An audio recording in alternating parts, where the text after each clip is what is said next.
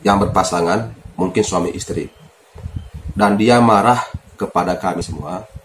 Dia mengatakan dalam mimpi itu bahwa kamu itu tidak menghargai kami di sini.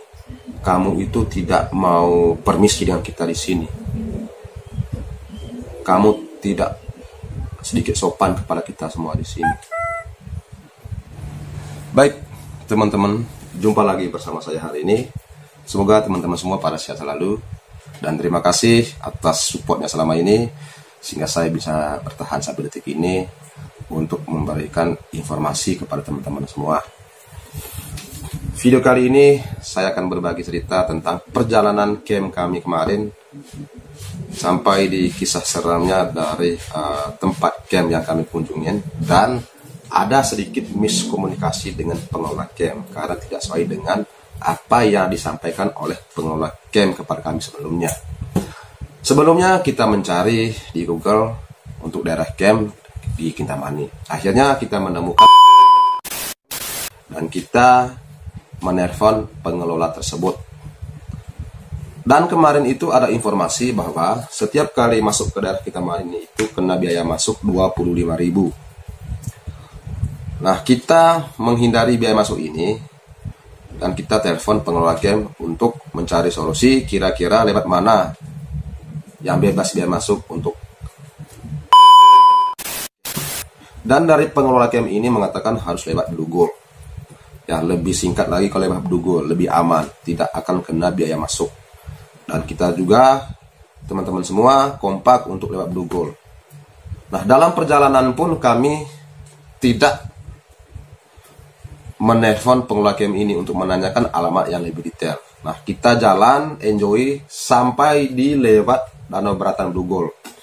Naik lagi ada hutan monyet, dan lewat hutan monyet itu ada pertigaan yang di turunan, atau tepatnya di shortcut 2. Nah, di shortcut 2 ini, di pertigaan tersebut pun kami menelpon ke pengelola camp untuk menanyakan alamat yang lebih detail lagi.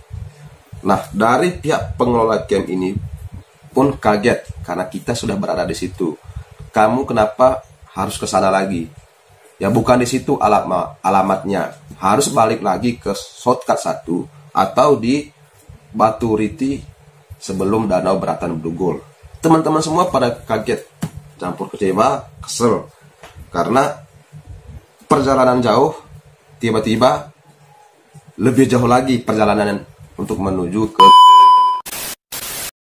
Akhirnya karena kekompakan kami semua, yang memutuskan untuk balik lagi ke Batu Riti atau di shortcut 1. Dari shortcut 1 ini menuju ke camp ini itu membutuhkan waktu sekitar 3 jaman.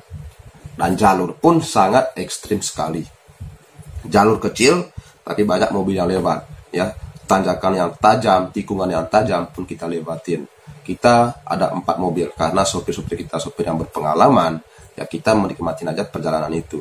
Dan ternyata jalur itu tembusnya di Pelage atau di Jembatan Bangkung, daerah Badung. Kita semua pun pada kaget. Sementara dari Denpasar menuju ke Pelage ini sekitar 30 menit aja. Akhirnya kita menikmati semua perjalanan. Semua adik-adik kita pada teler mabuk semua.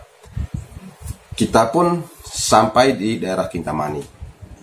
Dan teman-teman semua juga pada kaget karena jalur menuju ke camp ini itu melewatin tempat camp yang kita camp sebelumnya. Saya sendiri pun kaget. Dan itu pun juga jalurnya lebih jelek lagi. Jalannya kecil, terus banyak juga mobil yang lewat, tidak ada penerangan. Dan sampai di sekitar pukul 16.30 atau setengah 7 kita sampai di lokasi camp. Nah, di situ pun kami merasa bahagia, merasa happy, ya, karena kita tidak tahu selanjutnya seperti apa ceritanya. Nah, hari pun mulai malam, kita disambut dengan cerita yang tidak enak. Ya, di situ kami ada sedikit miskomunikasi dengan pengelola camp. Ya, teman-teman perlu ketahui, untuk biaya tenda masuk ke sebesar 75.000 per tenda dengan kapasitas 4 orang. Itu tidak jadi masalah. Yang menjadi masalah bagi kami waktu itu, dan saya pun situ hampir berputus asa, ya hampir marah dengan pengelola camp, karena kami jumlahnya 26 orang, hanya dikasih penerangan satu lampu kecil segini aja. Lampu itu pun lampunya tidak jelas, buram. Saya telepon pengelola camp, apakah ini benar lampu untuk camp kami malam ini? Nah, dari pihak pengelola camp mengatakan, ya memang seperti itu lampunya. Dan saya situ pun merasa sangat-sangat kecewa. Dan ternyata, orang yang kami hubungin dengan orang di lapangan itu berbeda. Orang yang kami hubungin sebelumnya, itu nggak ada di tempat camp. Malah orang lain yang berada di tempat camp.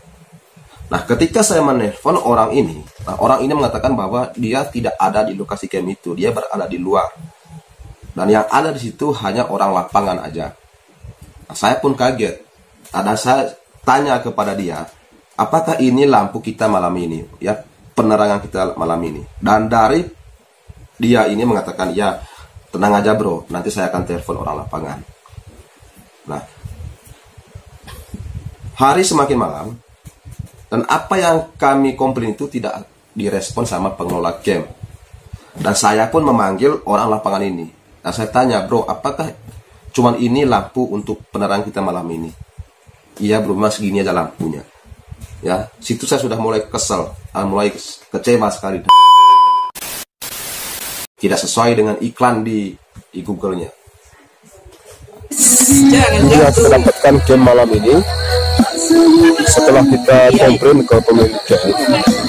Dan memang fasilitasnya cuma lampu segitu aja teman-teman, cuma satu lampu. Ya, lampunya agak buram-buram dikit. Dan kita panggang malam hari ini juga menggunakan lampu kamera. Ya, tidak bisa kita menggunakan satu lampu itu sementara di bawah itu ada yang perlu dikerjakan, dan itu pun masih tidak jelas lampunya. Ya, kita harus terima aja. Dan ini menjadi pengalaman yang berharga buat kita. Ya, buat teman-teman yang mau camp, ya teman-teman harus di tempat camp yang bagus. Dan sebelumnya dia menginformasikan kepada kita bahwa tidak usah membawa kayu, karena di camp itu sudah kita siapkan kayu untuk bakar-bakar untuk api unggun. Dan kita pun di situ sepakat untuk membeli kayu bakar 5 ikat. Dan saya tanya kepada orang ini, apakah 5 ikat ini layak untuk bikin api unggun atau untuk bakar-bakar? Iya bro, pokoknya dijamin lah.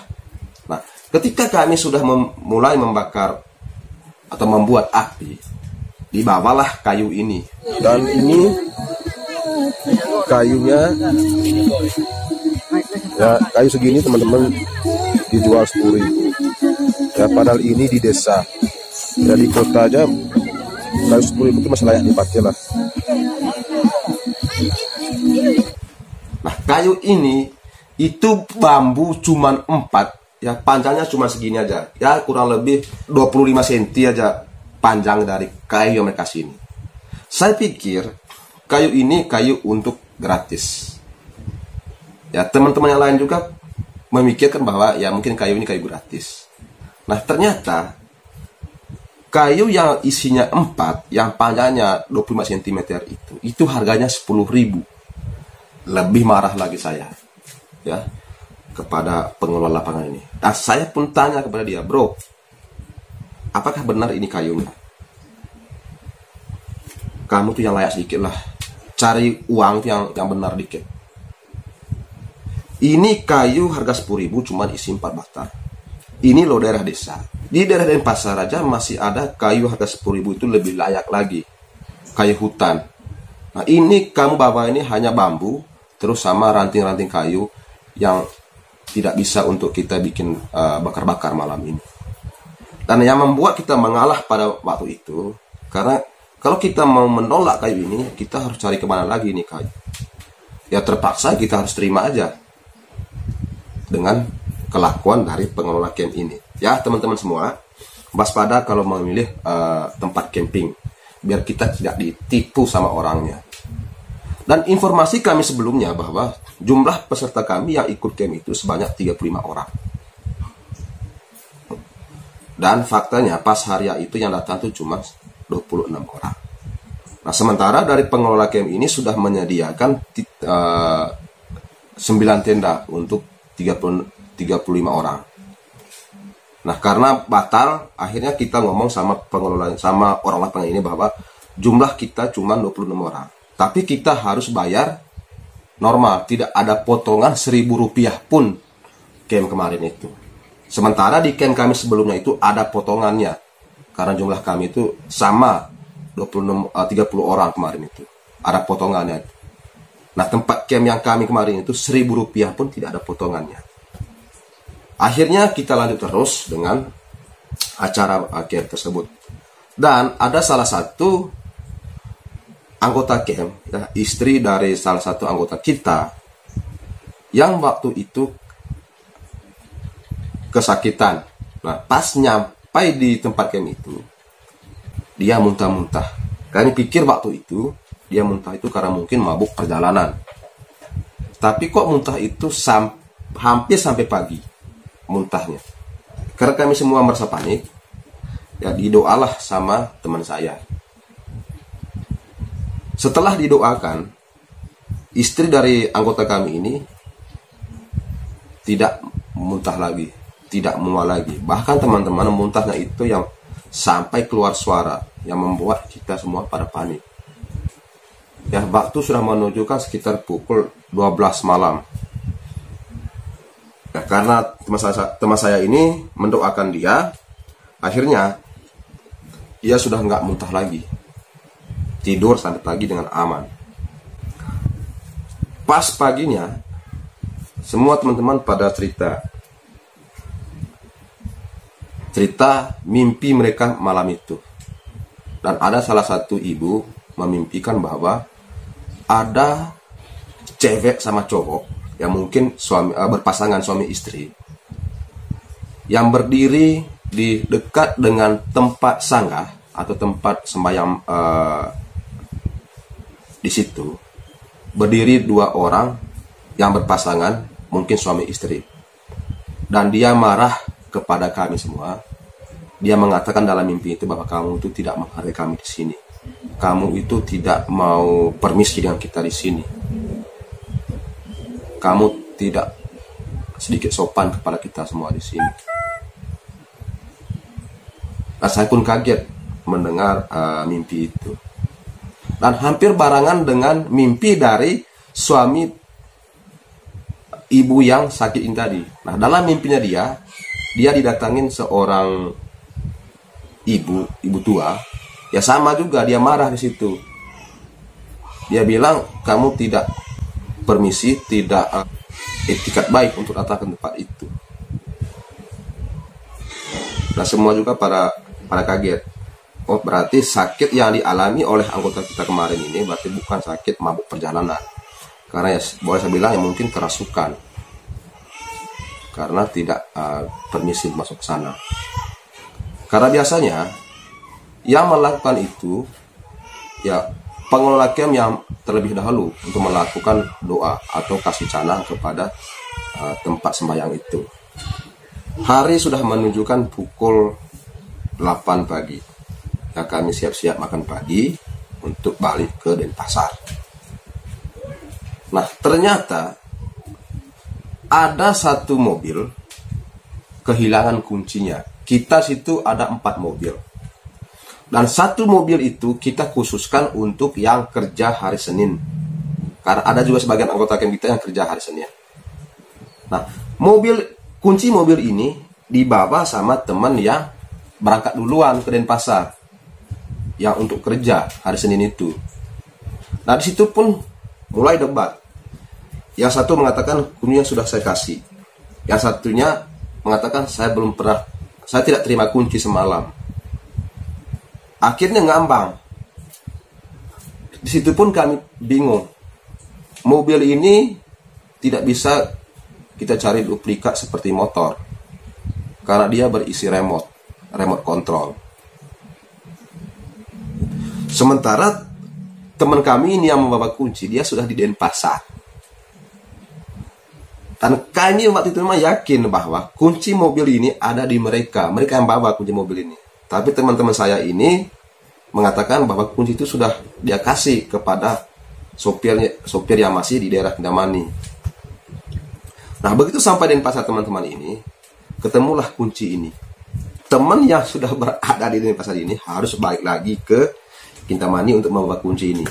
Itulah yang membuat saya salut, membuat kekompakan kami itu tercipta, ya, terwujud kekompakan kami saat itu. Karena teman kami ini yang 4 orang ini, yang 5 orang ini harus balik lagi ke Denpasar untuk mengantarkan kunci ini. Dan teman kami ini juga rela tidak masuk kerja hari Senin kemarin itu, ya, demi kami semua. Ya, saya salut buat kekompakan kita semua. Semoga kekompakan kita semua tetap terjaga sampai kapanpun. Dan sampailah teman kami ini di Kintamani sekitar pukul 9 pagi.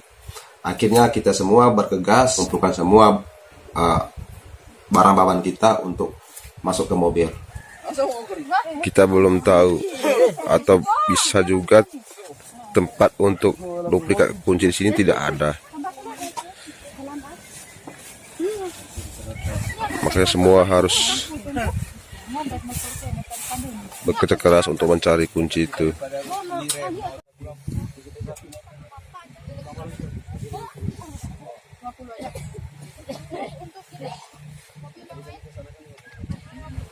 Saat mau pulang juga kita menemukan kendala lagi.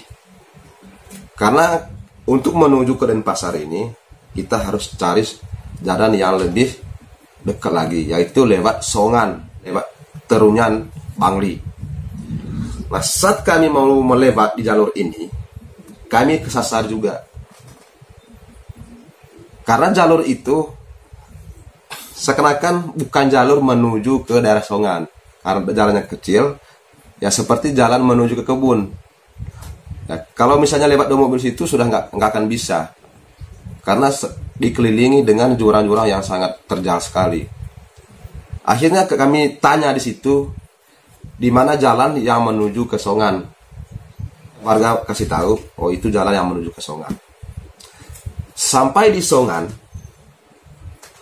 ada lagi teman kami atau anggota kami yang ketinggalan tas di tempat camp. Dari Songan ini menuju ke tempat camp ini itu cukup jauh juga, dan jalan pun lebih ekstrim lagi. Nah, teman-teman sopir ini juga pada capek semua. Masa harus suruh balik lagi ke tempat camp ini untuk ngambil tas yang satu ini. Nah, kita cari solusi untuk mencari motor. Siapa tahu ada ojek yang bisa mengantarkan teman saya ini ke tempat camp untuk mengambil tas ini. Dan saya salut sekali warga setempat itu. Mereka rela kasih motor kepada kita, memberikan motor kepada kita tanpa ada biaya spesial pun. Ya, kita minjam motor mereka untuk mengambil tas teman saya ini. Nah, kita kasih uang pun mereka nggak mau. Itulah kelebihan orang di sana. Ya, ramah orang di sana. Mereka sangat menghargai para pendatang selagi kita berbuat baik, selagi kita beretikat baik. Saya salut sekali kepada teman-teman di sana. Dan inti pada video ini teman-teman, supaya lebih waspada untuk memilih tempat camp. Jangan tertipu dengan iklan-iklan yang ada di Google. Ya, biar nanti tidak seperti yang kami alami saat camp kemarin ini. Apa yang kita chat sama pengelola camp sebelumnya itu tidak sesuai dengan fakta yang ada di lapangan. Saat kami mau pulang pun pengelola camp tidak ada di situ. Tidak ada sedikit rasa ucapan terima kasih kepada kita. Berbeda dengan camp kami sebelumnya. Kita disambut dengan hangat, pulang pun mereka mengucapkan terima kasih kepada kita semua. Tapi yang kita kunjungin kemarin, tempat camp yang kita kunjungin kemarin, kita pulang pun mereka nggak ada di situ. Ucapan terima kasih pun dari mereka itu nggak ada. Ya, waspadalah untuk memilih tempat camp. Jangan sampai teman ditipu dengan kata-kata manis dari pengelola camp. Atau mungkin teman-teman kalau mau camp, survei aja dulu lokasinya, kalau itu masih dekat. Ya teman-teman, sekian video kali ini. Semoga video ini bermanfaat buat teman-teman semua. Dan jangan lupa like dan subscribe jika bermanfaat informasi ini. Dan semoga teman-teman semua pada sehat selalu. Sampai jumpa dan salam sehat semuanya.